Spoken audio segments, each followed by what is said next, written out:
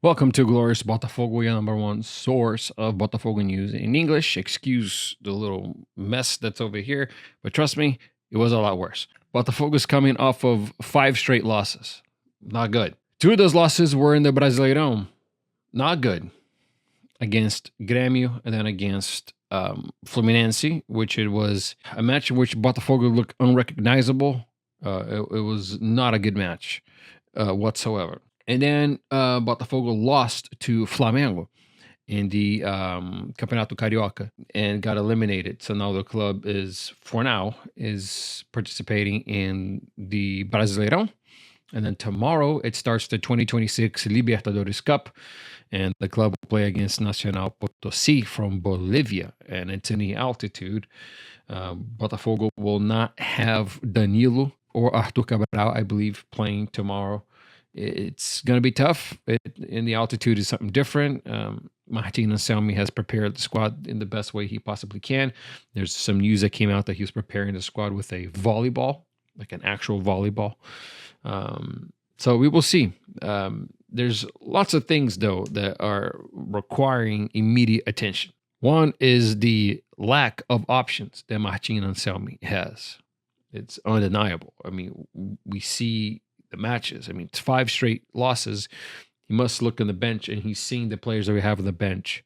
They're not enough. Is this turmoil still happening behind the scenes? It is obvious and it's apparent that it's making itself onto the pitch. There's no questions asked.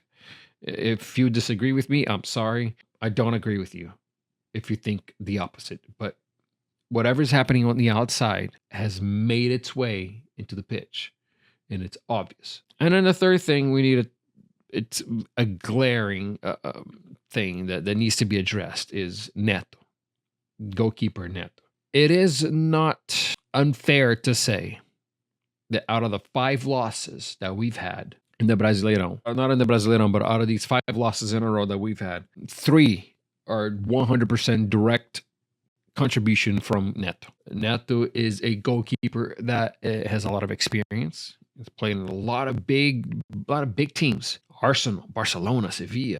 But Neto was never a consistent goalkeeper. And whenever he was first hired, I might have said that it was a good signing, that Neto was an experienced goalkeeper. You know, he played for all these clubs, which is all of that is true. He is an experienced keeper. He played for big clubs, but you know, somebody posted highlights of Neto and the bizarre goals that he has given up over his career. And then just in the short period of time that Neto has been in Botafogo, somebody made a video that's like over a minute long of all the goals that's been scored on against him at this club. Goals that cost us the Copa do Brasil last year. It was a direct mistake from Neto. The goals against Flamengo. I mean, there's some goals against Fluminense and then against Grêmio. It's really hard to defend, and it apparently tomorrow it looks like it's going to be Leo Link that will be starting the match versus Neto. The club has released a statement that it will continue to support Neto, which is it's an obvious thing they need to do, but it is obvious and it's a of urgency. It's an urgent matter. The Botafogo needs to go out and sign a quality goalkeeper. We've had the last few years we got used to having quality goalkeepers.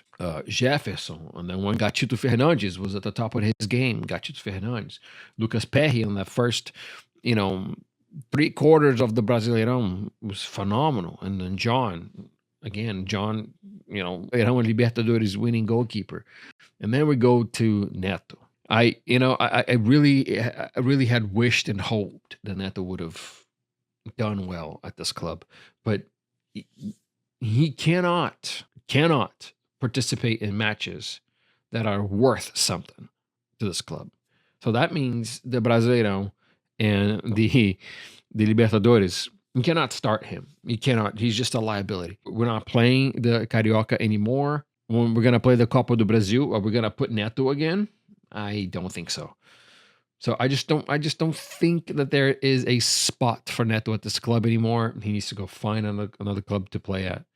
And we need to sign a quality goalkeeper. That's non-negotiable. Speaking of signings, Botafogo signed Edenilson from Grêmio. He's a midfielder, and he's older now. I think he's like in his mid-30s or 36. It might be as old as I am, but still kind of playing at a high level. But is a player. What in Brazil would call him to just fill up the squad. He's an experienced guy. Back in his early 30s, he was a complete beast of a player. Very good. Grêmio supporters are happy that he left. Let's just put it this way. They're grateful, but they're happy that he left. So he's coming here. So what does that say? But there's also not confirmation from the club yet, but finally, Christian Medina is going to be a Botafogo player. Now that is a big signing. That is a big signing. Christian Medina will slot straight into the starting 11, and he's going to be alongside Danilo, probably one of the best pairings of center mids in the whole league. In terms of quality, just on paper, Danilo and Medina are top players. Now, is Medina going to work? Is he going to work out in Brazil? Who knows? I hope so. But it's obviously another thing that is obvious is that we need another striker. Arthur Cabral as well. I don't think he's about a player for this club. So we need to sign a striker. We need to sign. Botafogo is talking to Sport Clube Recife, and they're trying to sign a up and coming 17-year-old center mid that is seen as one of the biggest names of his generation for that position in the whole country. So that's also good news. But we still need a striker. We still need a center back or two. De Cesare, he was negotiating with Santos. Santos backed out. He was negotiating with Botafogo. The deal fell through because of the transfer ban and because Racing was looking for financial guarantees. So now we need to see if Botafogo is going to be able to show those financial guarantees and sign De Cesare. If not, we need to go get a couple of other center backs. And then to close out the video here for you guys, I am sending video from our newest collaborator. As you guys know, Tristan Woods does the podcast with me, but now you might know him, Jay Rodriguez, Jay Botafoguense, or the Botafoguense that speaks English, or Botaforeigners. Jay is now a contributor of Glorious Botafogo, and he's going to be helping us out with some content here and there. And he has sent us these videos from the pitch, from the Maracanã, and from the Newton Santos against Fluminense and against Flamengo. Hope you guys enjoyed that. There's a lot more to come from Jay. He's been a guy from the beginning that's been a supporter of this channel. We've done a live stream here together before. Very happy to have him aboard. He's a great addition to the team. Not a permanent addition to the team just yet. Hopefully someday soon he will have the time to be a permanent addition here at Glorious Botafogo. So enjoy these videos from Jay, and Botafogo plays tomorrow for the Libertadores at 6:30 p.m. U.S. Central Time, 9:30 p.m. Brazil time. Let me just confirm that. 6:30 tomorrow, leg one of two, Botafogo and Nacional Potosí.